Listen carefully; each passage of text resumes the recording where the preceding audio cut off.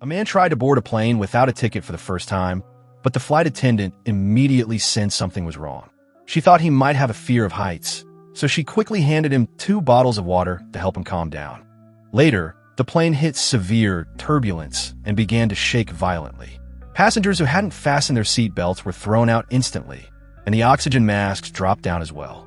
Everyone grabbed the masks as if they were lifelines, hurrying to put them on, but the danger didn't end there. The plane couldn't withstand it anymore and disintegrated midair. The passengers screamed in terror. After an unknown amount of time, the man suddenly woke up and found himself in a dense forest. Terrified, he rushed out of the forest, only to discover he was on a desolate island with no idea of its location. The scene was in chaos, filled with cries of pain and pleas for help everywhere. Jack, the only doctor on the plane, began rushing around to rescue people with serious injuries. But at that moment, a noise caught Jack's attention. A wing was teetering above, and a pregnant woman was sitting right below it. Without a second thought, he ran toward her and managed to save both of them just 1 second before the wing fell. However, the falling wing triggered a chain reaction, causing a violent explosion. The scene was instantly engulfed in flames. Jack was unfortunately hit by debris while protecting the pregnant woman. Jack went back into the scene to look for more survivors. But the explosion had already turned all the injured into the dead, and the people at the scene fled in panic. So, Jack went into the dense forest to suture his wound. But the injury was on his side. His own hand couldn't reach it at all. Just as he was worrying about this, a woman appeared nearby. Jack hurried to ask her for help, and the woman generously agreed, but she was soon shocked. She had never seen someone stay so calm while getting stitches without anesthesia. This incident led to the two of them getting acquainted. That night, Jack deduced from the half-destroyed plane wreckage that the cockpit should still be intact.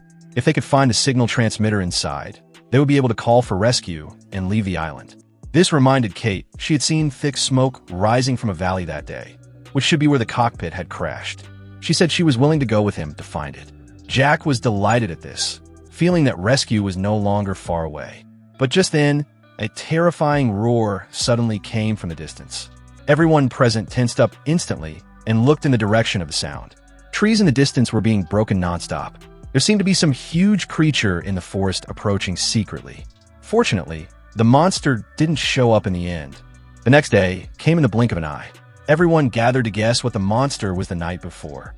Some thought it was a dinosaur, while others thought it was a monkey. Panic had already enveloped everyone, including Jack, but to escape as soon as possible. He still took Charlie and Kate into the jungle to find the cockpit. However, it wasn't long before it started raining heavily, making the search much more difficult. At the same time, people hiding from the rain inside the plane wreckage noticed the monster was moving again, but the three in the dense forest were completely unaware of this.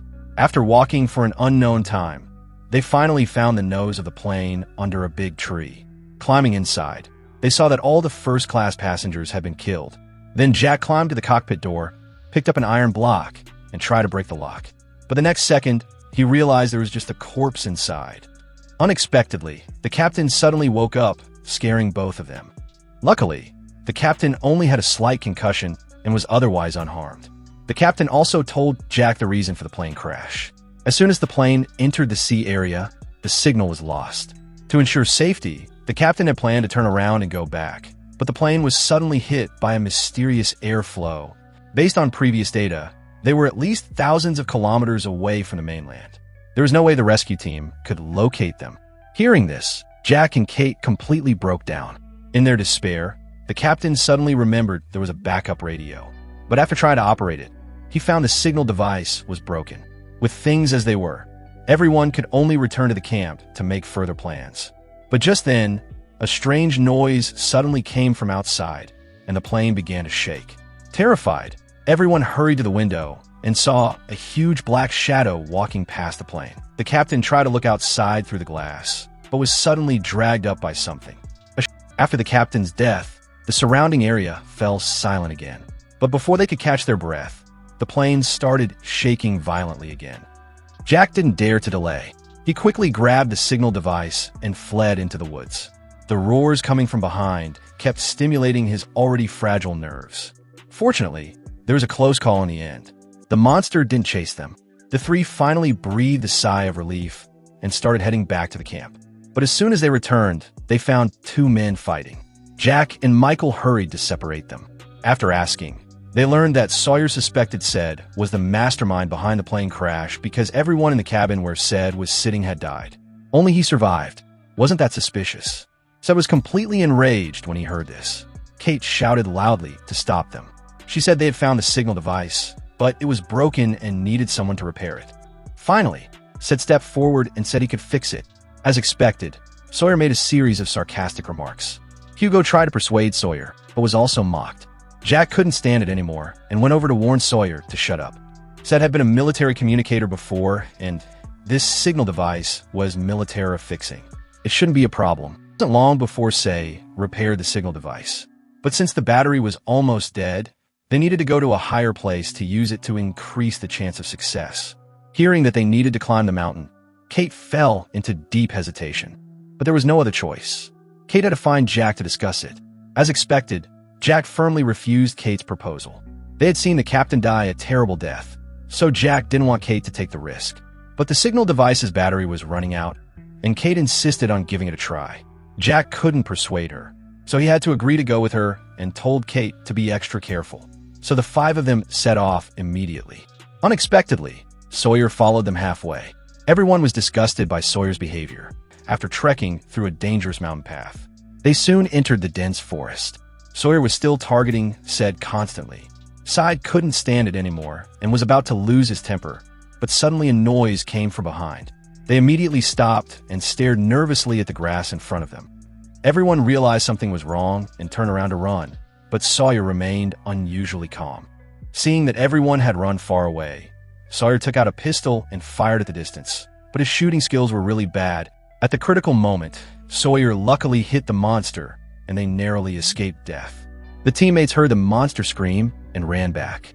But when they saw the monster's true face, they were stunned on the spot. It was a snow-white polar bear, and it was living on a tropical desert island. But what was even more shocking was that Sawyer had a gun on a passenger plane. Faced with everyone's doubts, Sawyer quickly explained that he had found the gun on a policeman's body. He even took out the police badge to prove it, which finally dispelled everyone's doubts. They continued toward the mountain to seek help. However, something strange happened when Said took out the radio to send a distress signal. He found the rescue channel was already occupied. Someone else nearby was also sending a distress signal. But this was a desolate island with no signs of human life. A Frenchwoman's voice suddenly came from the device. They thought it was the rescue team and were overjoyed. They quickly asked the woman in the team who could speak French to translate. But they soon stopped smiling because this was actually a strange distress signal. "I'm alone on the island. Is there anyone who can save me?" It killed all of them as the signal source cut off. Said also deduced from the frequency that this signal had been sent continuously for 16 years with no response during that time. This meant that no one would ever know they were trapped here. All these supernatural phenomena made everyone's hair stand on end. Later, the six of them returned to the camp to avoid causing large-scale panic. They lied about the signal being lost to hide the truth. But things didn't end there. A new trouble arose. The food stored on the plane had been used up. Hugo was angry that Sawyer was hoarding food for himself, and the two almost got into a fight. Jack hurried to separate them and persuade them, but this was only a temporary solution. The seeds of panic had already been sown if the food problem wasn't solved soon. Just as they were racking their brains over this, a throwing knife suddenly flew and stuck beside Sawyer. Everyone was stunned and looked back. Locke said they could hunt wild boars for food, and he even made a series of plans for this. But Sawyer thought this was a pipe dream, trying to subdue a wild boar that weighed several tons with just a small knife. Locke didn't want to explain to him. He turned around, opened the suitcase at his feet, and looked at Sawyer triumphantly. Sawyer was shocked.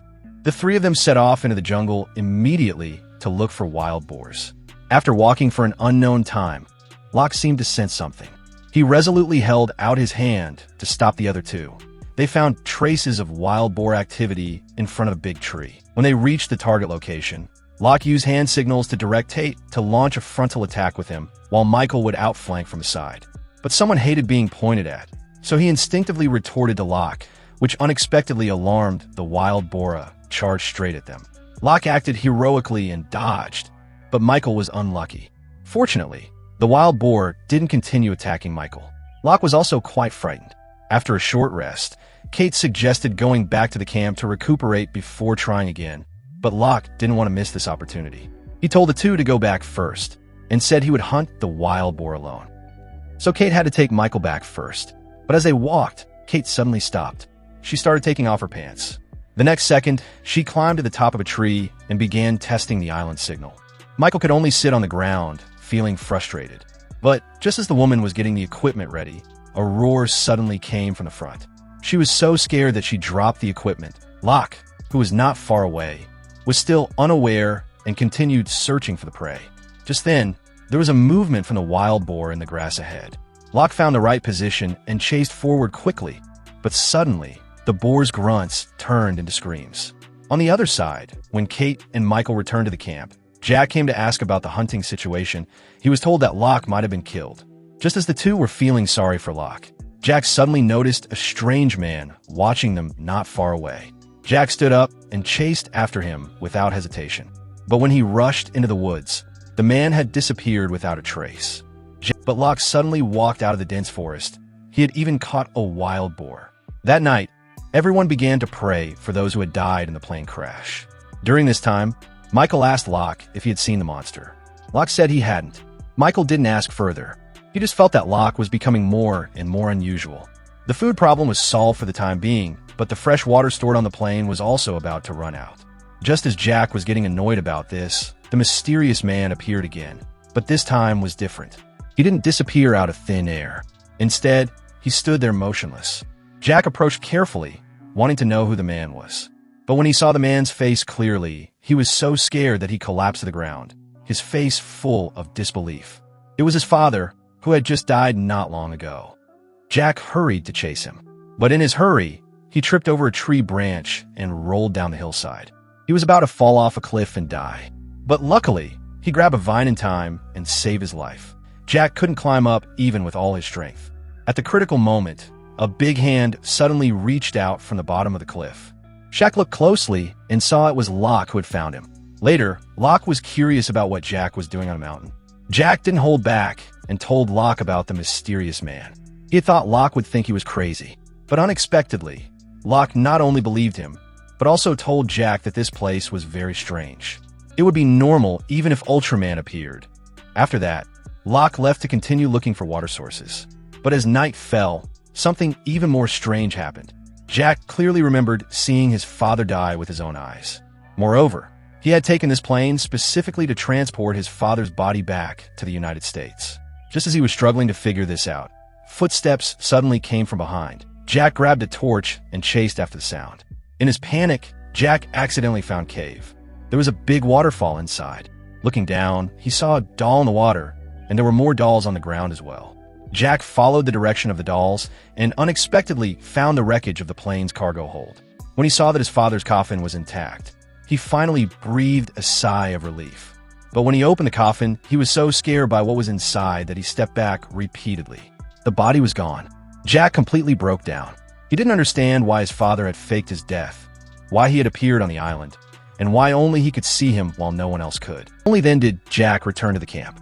But just as the mysterious incidents came to an end, Sid climbed to the top of the mountain, planning to find the location of the mysterious distress signal transmitter on the island for the radio frequency band. But just as the equipment started to respond, he was suddenly knocked unconscious. Strangely enough, the attacker didn't hurt Sid further. After destroying the signal device, the attacker left. Based on the known clues, Sid deduced that someone didn't want to leave the island, which was why they had destroyed only the radio. But there was no way to find out who that person was. So, the case had to be put on hold for the time being. However, they couldn't wait to find the signal source. So, Sid said goodbye to everyone and planned to risk hiking across the island to find it. After walking for an unknown time, Sid was resting by the beach when he suddenly found a section of steel wire buried in the sand not far away. Curious, the man followed the wire. But not long after, something blocked his way. He squatted down and saw it was a thin iron wire. But this was a desolate island with no human presence. Sid lifted his foot carefully, tried to keep his balance so he could walk around it. He hadn't taken a few steps when he heard a click sound. Before he could react, he was suddenly lifted into the air by a trap and crashed into a tree, losing control of his body. After a short rest, Sid resolutely straightened his body, grabbed the branch tightly, and then before he could think, yanked the branch out. After that, he fainted from the pain. Night fell quickly, and Said slowly woke up from his coma. But before he could call for help, a mysterious person suddenly appeared. Cut the rope. Said fell head first, and then he lost consciousness again. After an unknown amount of time, when he woke up again, he found himself in a dimly lit room. His hands and feet were tightly tied, and he couldn't move at all. A woman's voice kept asking questions in his ear, leaving Said confused. So he instinctively said he didn't know. But this angered the woman, who immediately used a 100,000-volt electric shock on him. Said quickly explained that he was a survivor of the plane crash. He had come here to find a distress signal that had been transmitted for 16 years. The woman was shocked to learn that her signal had been transmitted for 16 years, and even more shocked that someone had actually received it. The woman suddenly hit Said unconscious with the butt of her gun. When he woke up again, the woman had gradually calmed down and started chatting with Said. During the conversation, Said suddenly noticed that she seemed to care a lot about a broken music box.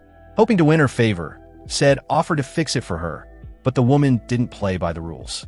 She stood up, took a syringe from the cabinet, sharpened the needle with sandpaper, and stabbed it into her skin right in front of Said. A few hours later, Said woke up from his sleep. Jolted in fright, the woman in front of him quickly apologized, saying she had no malicious intent. She just wanted to move him to a more convenient position to repair the music box. Seeing the woman's demeanor soften, Said threatened her to tell him the whole story first. Otherwise, he would never help her. With no other choice, the woman began to explain she was actually a member of a scientific expedition team that had encountered a storm while on a mission at sea. Their ship had run ground on this island. Due to severe damage to the hull, they had no choice but to settle there temporarily. Said asked what she meant by the line had killed all of them and the distress signal he had received. Upon hearing Said's question, the woman seemed to recall something terrifying. Her expression turned tense as she said there was a place on the island called the Black Rock where infected people lived. When Said asked if she had seen them with her own eyes, the woman backtracked, saying she hadn't.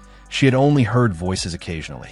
Hearing this, Said finally understood the woman was probably hallucinating from being alone for too long, and focused on fixing the music box for her.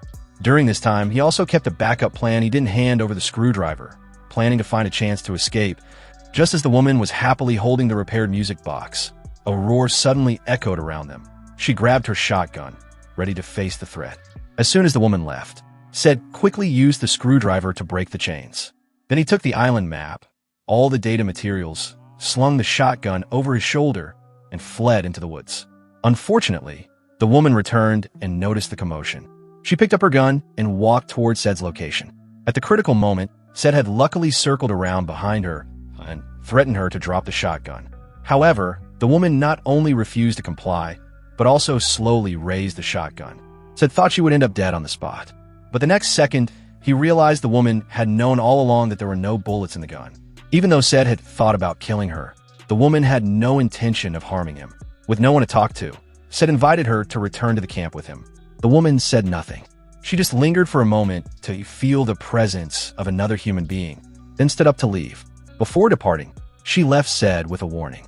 The place you're going back to, you need to keep an eye on those people.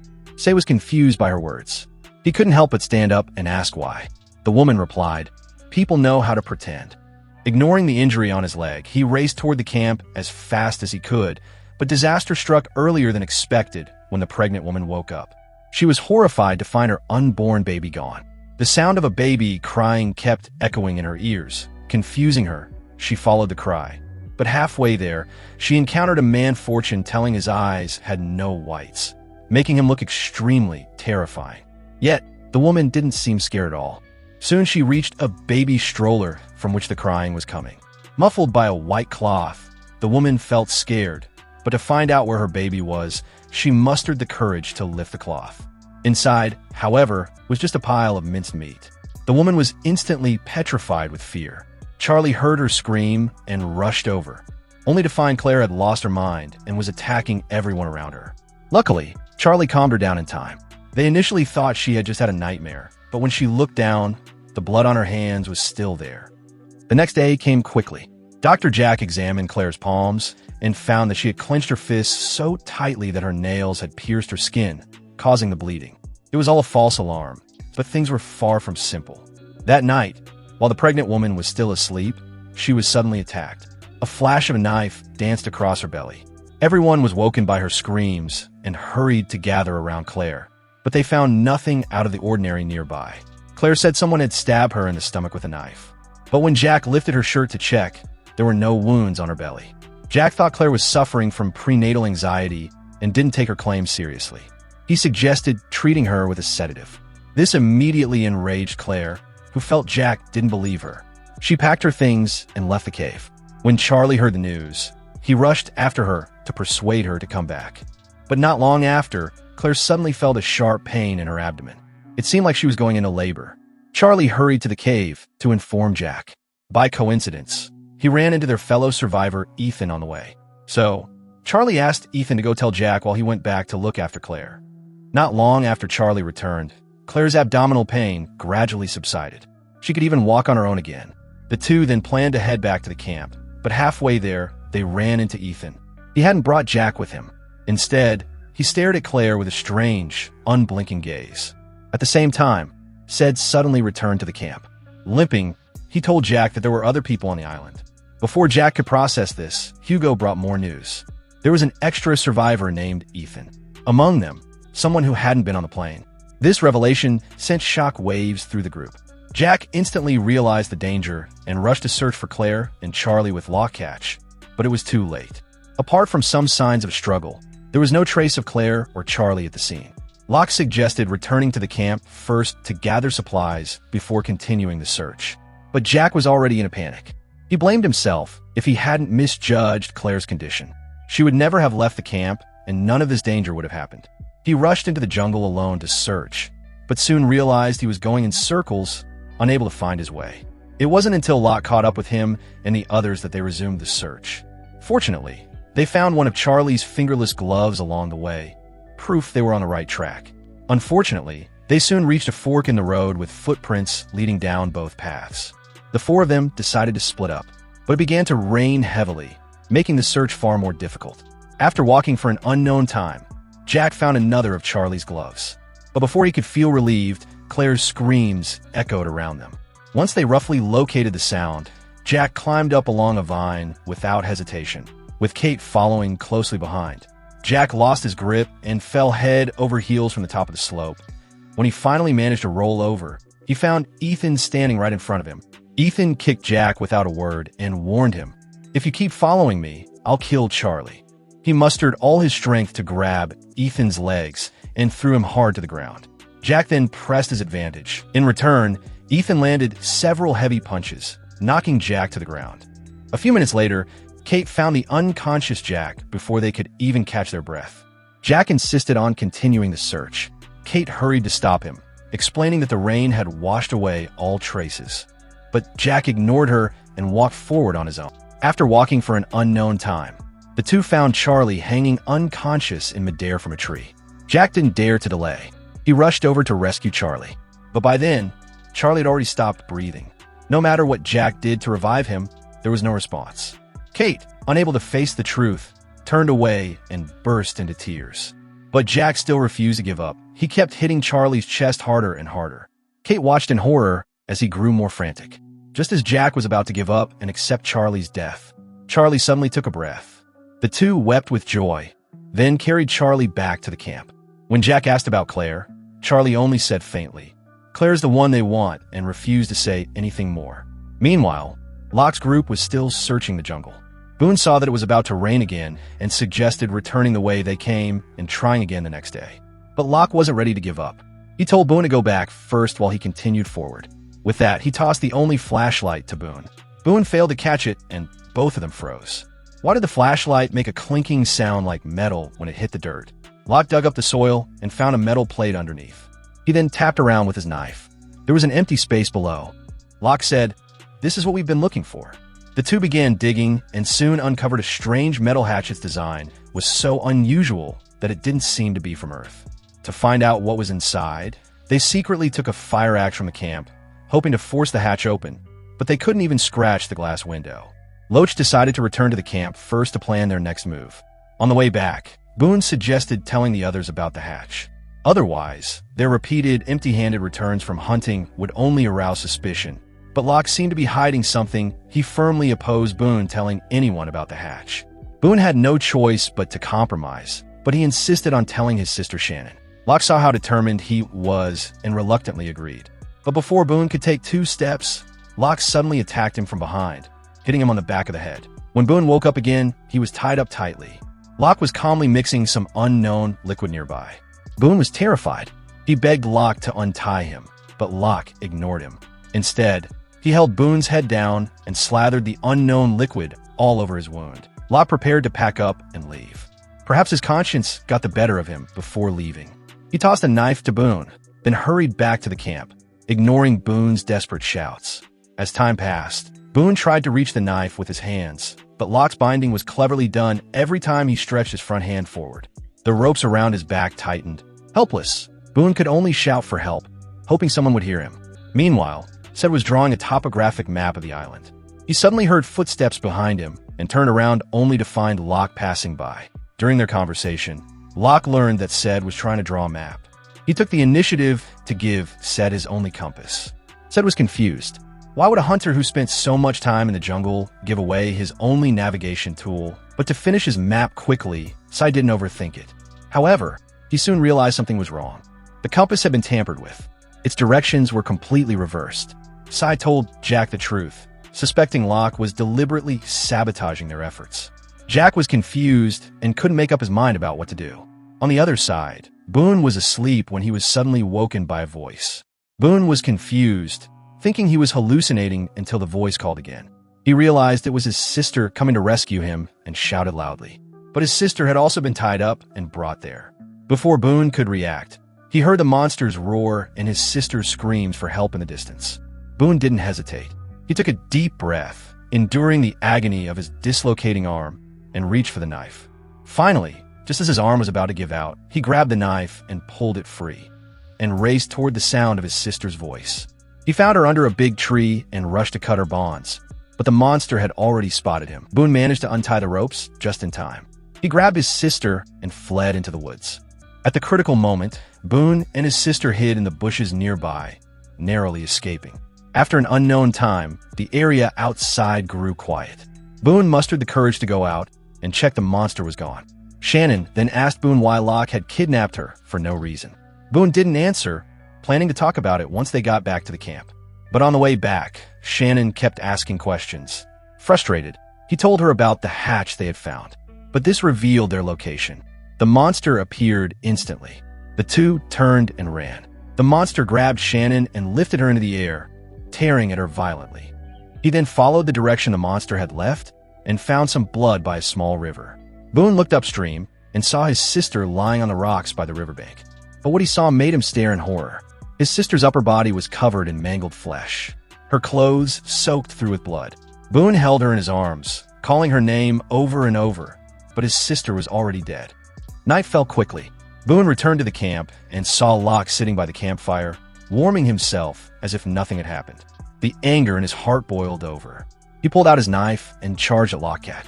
After a scuffle, Boone pinned Locke ground, demanding to know why he had kidnapped his sister and let her be killed by the monster.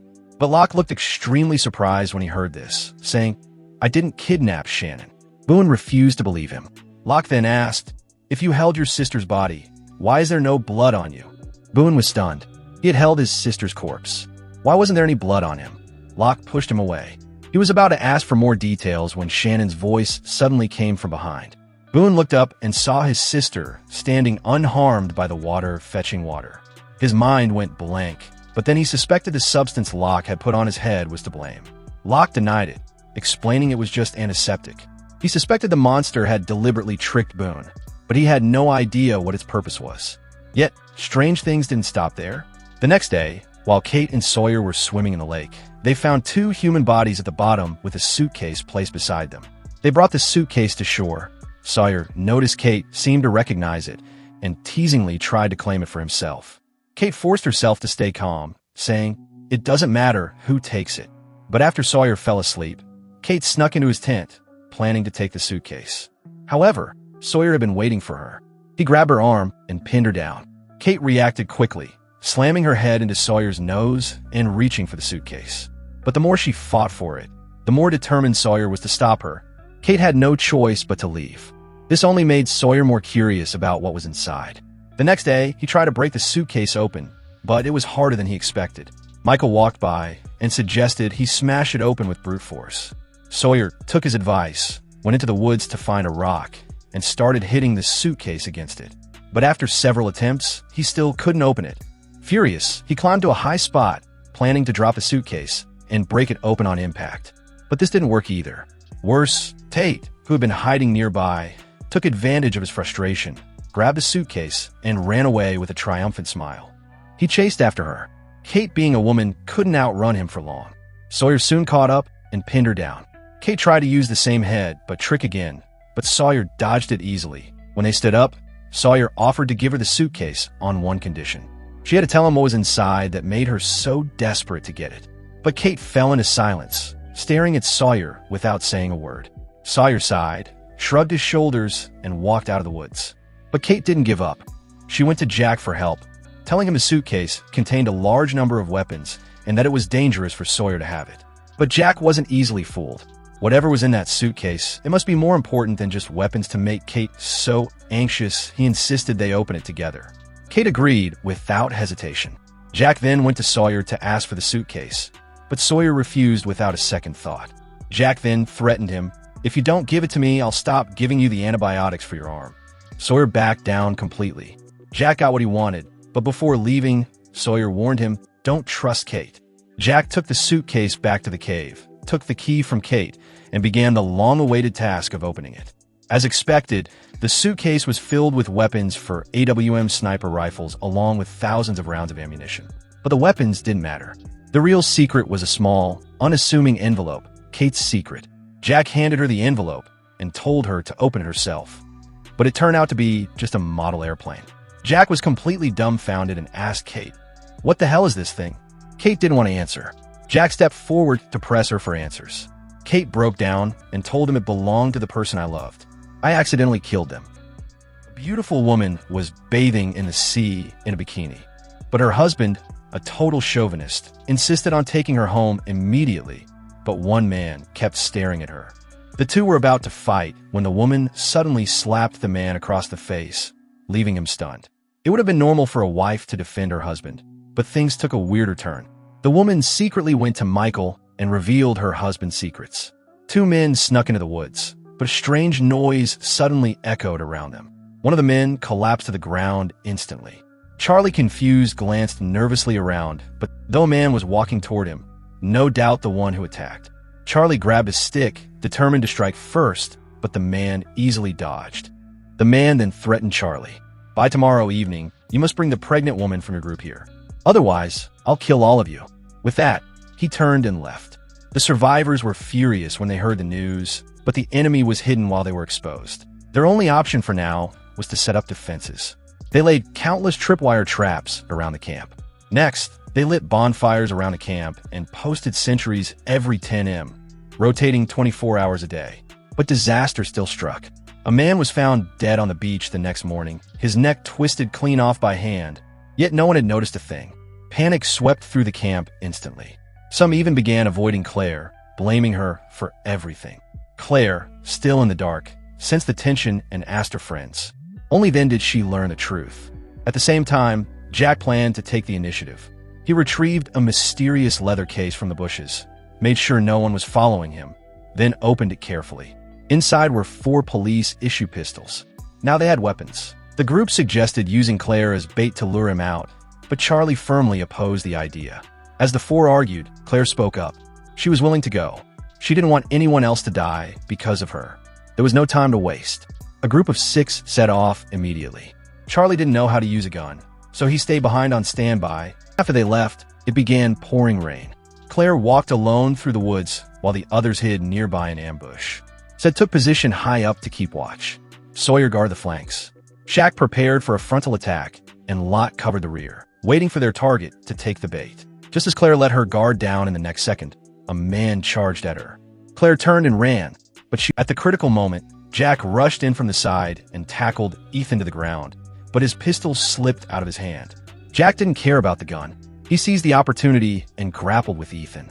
By the time the others arrived, Jack had already captured Ethan alive, planning to take him back for questioning. Sawyer wanted to show off, so he raised his gun and pressed it to Ethan's head to scare him. But in the next instant, Ethan was shot dead. Everyone stared in shock. It was Charlie who picked up Jack's pistol. Ethan was definitely dead. Back at the cave later, Jack asked Charlie why he'd done it. Charlie admitted he loved Claire and had killed Ethan to avenge her. Jack was left speechless.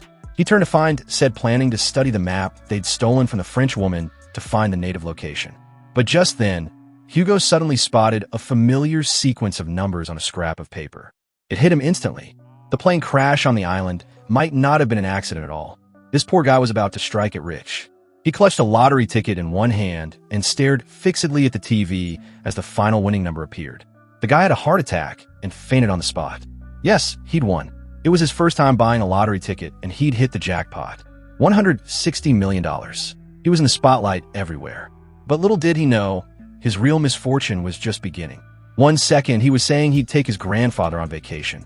The next, his grandfather had a heart attack and died after burying his grandfather. He wanted to surprise his mom with a secret gift. He even made her wear a blindfold before getting out of the car. But when his mom stepped out, she twisted her ankle. She flew into a rage and yelled at him. Just then, his mom seemed to smell something. The guy looked up. His newly bought mansion was on fire for no reason. He tried to call the police, but as soon as he got through, officers arrived at the scene.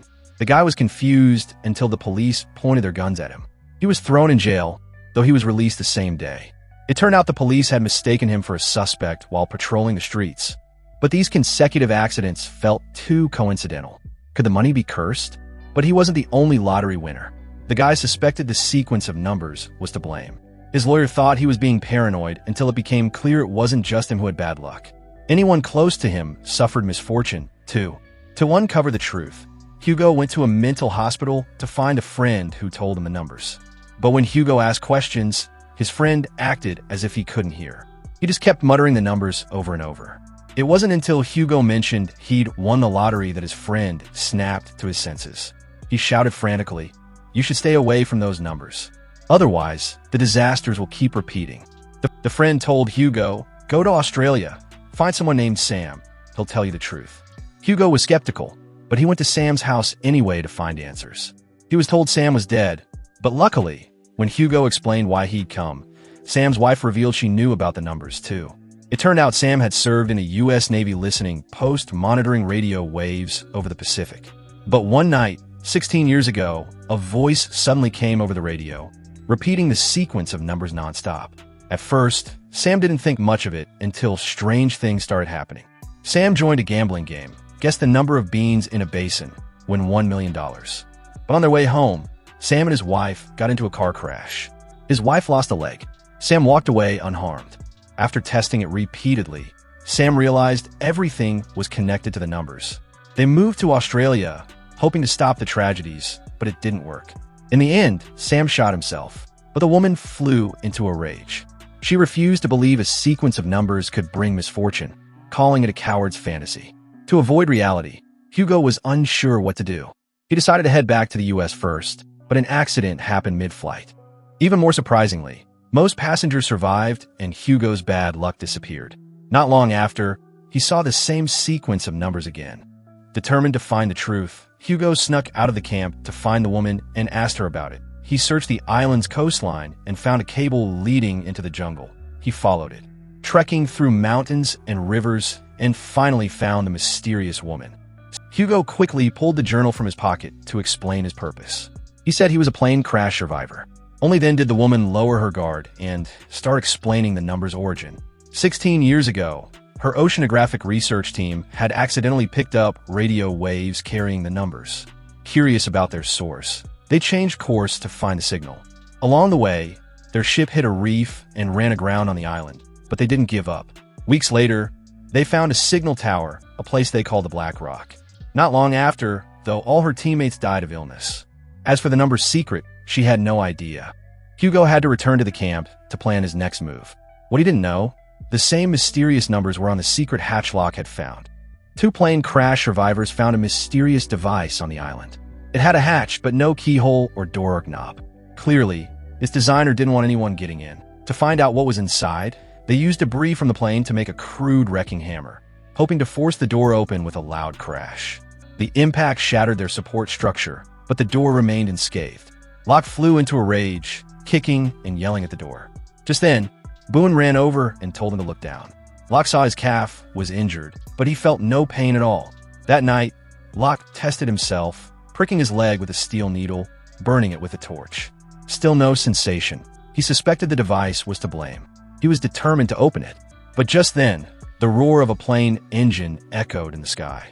They looked up to see a plane spiraling out of control. Crashing down, they thought it was their chance to be rescued, but instead, it uncovered a huge secret of the island.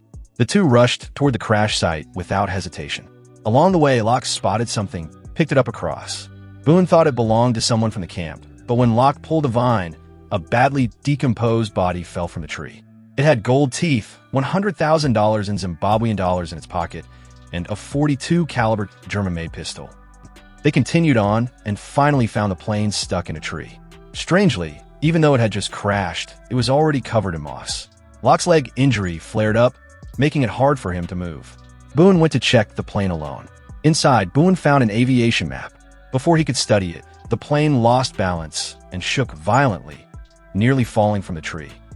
After calming down, Boone found dozens of Buddha statues.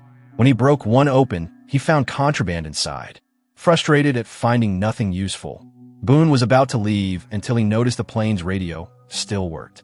He didn't have time to celebrate before the plane shook again.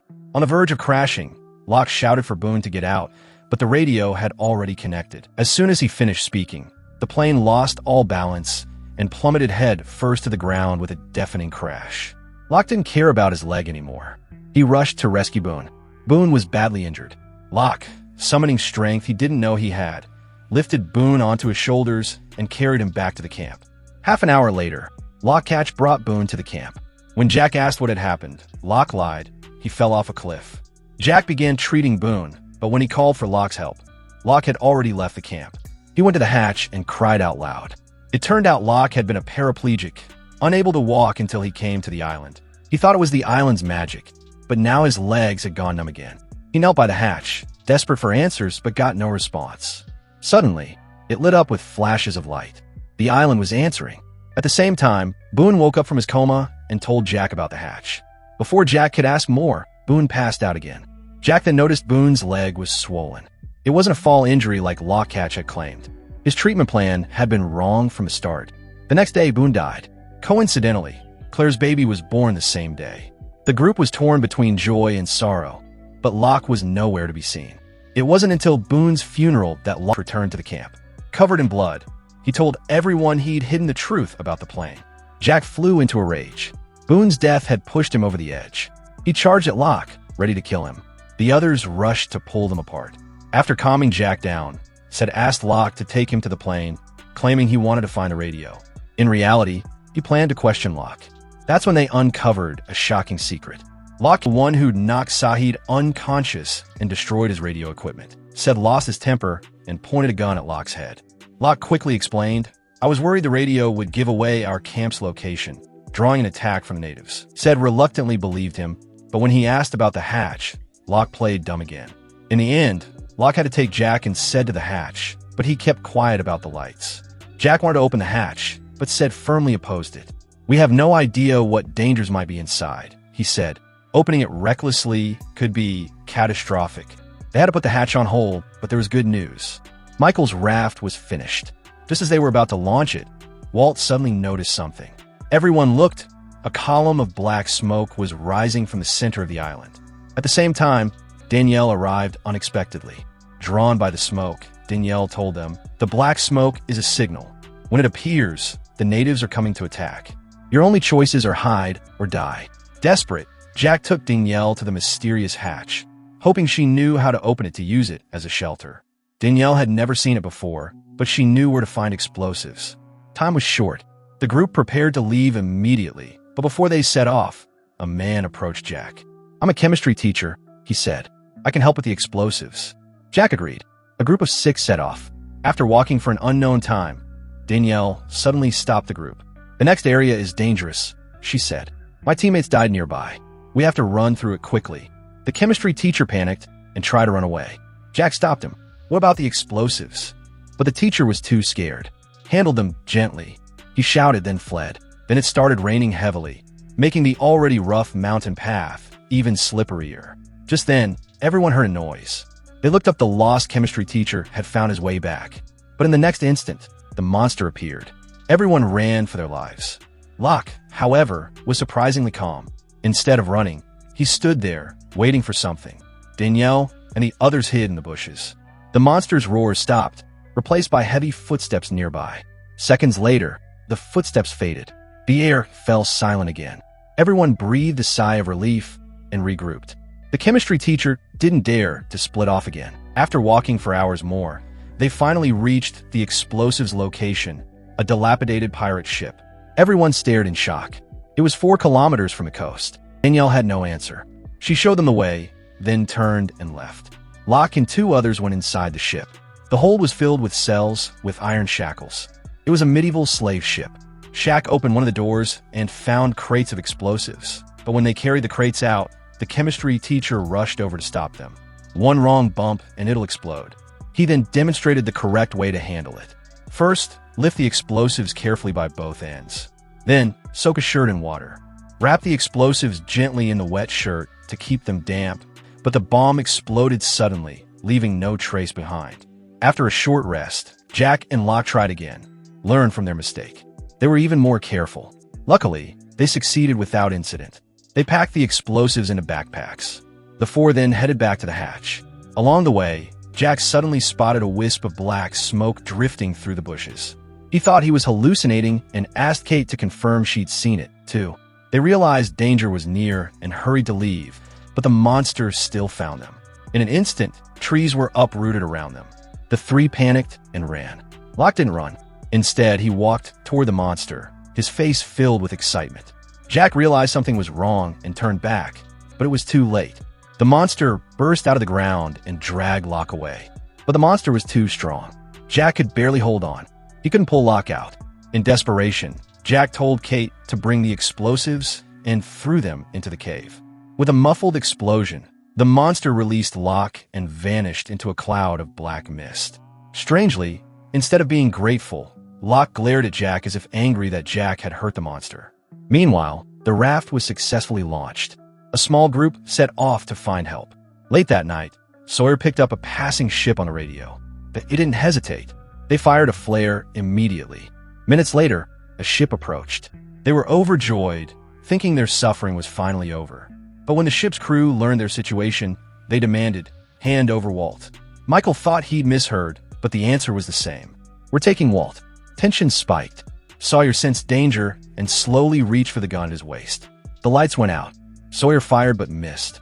The crew shot back, hitting Sawyer and knocking him into the sea. His friends jumped in to save him.